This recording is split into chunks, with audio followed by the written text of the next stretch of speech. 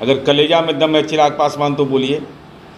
आप माननीय रामविलास पासवान जी के बेटा हैं और रामविलास जी का बहुत सम्मान है।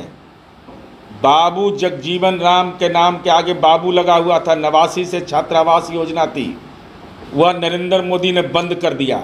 यह दलितों का अपमान है कि नहीं?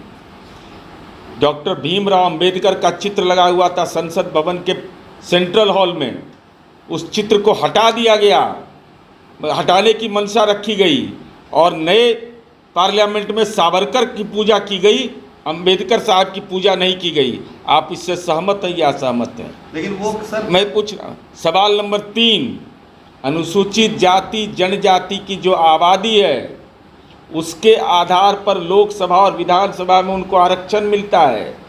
केंद्र सरकार 2021 में जनगणना नहीं कराया, दलितों को जो ज़्यादा आरक्षण मिलता उसकी